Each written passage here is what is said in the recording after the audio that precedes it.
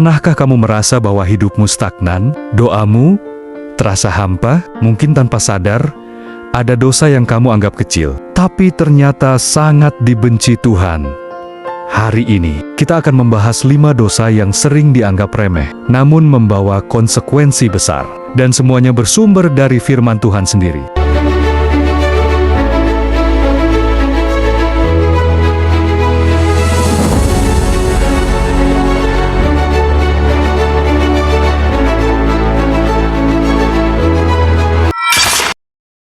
Pertama, kesombongan. Kesombongan adalah dosa pertama yang tercatat dalam sejarah kejatuhan. Bahkan sebelum manusia jatuh, Lucifer, malaikat yang hebat, jatuh karena kesombongannya. Dalam Yesaya pasal 14 ayat 13-14, Lucifer berkata, "Aku hendak naik ke langit, aku hendak mendirikan takhtaku, aku hendak menyamai yang maha tinggi." Kesombongan bukan hanya soal membanggakan diri, tapi saat kita merasa tidak butuh Tuhan, saat kita menolak nasihat, saat kita merasa paling benar. Amsal pasal 16 ayat 18 berkata, "Kecongkakan mendahului kehancuran, dan tinggi hati mendahului kejatuhan." Orang sombong sulit ditegur, dan ketika seseorang tidak bisa ditegur, ia juga sulit bertobat. Inilah yang membuat Tuhan sangat membenci kesombongan, karena itu memutus hubungan kita dengannya. Kedua, iri hati dan dengki.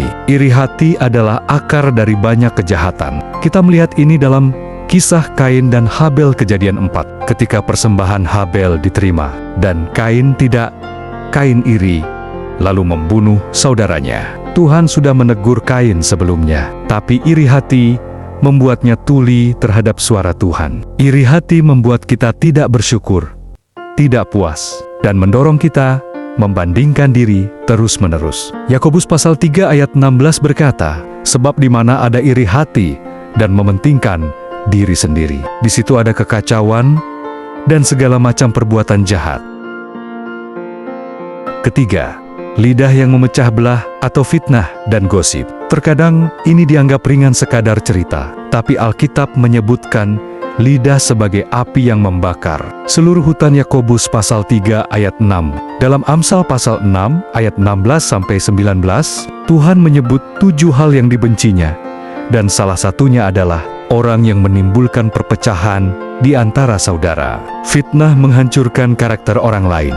Gosip meracuni pikiran, dan semua itu keluar dari mulut kita. Itulah sebabnya Yesus berkata dalam Matius pasal 12 ayat ke-36, "Setiap kata sulsial yang diucapkan orang harus dipertanggungjawabkan pada hari penghakiman."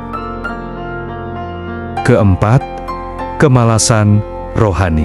Banyak orang berpikir dosa hanyalah soal tindakan yang salah, tapi Alkitab juga mencatat dosa karena tidak melakukan yang seharusnya. Yakobus pasal 4 ayat 17 berkata, "Jadi jika seorang tahu bagaimana ia harus berbuat baik, tetapi ia tidak melakukannya, ia berdosa." Malas berdoa, malas membaca firman, mengabaikan waktu bersama Tuhan, semua itu bisa menjadi dosa, karena kita sedang mematikan roh kita perlahan-lahan. Dalam kitab Wahyu pasal 3 ayat 16, Tuhan berkata kepada jemaat Laodikia, "Karena engkau suam-suam kuku, aku akan memuntahkan engkau dari mulutku."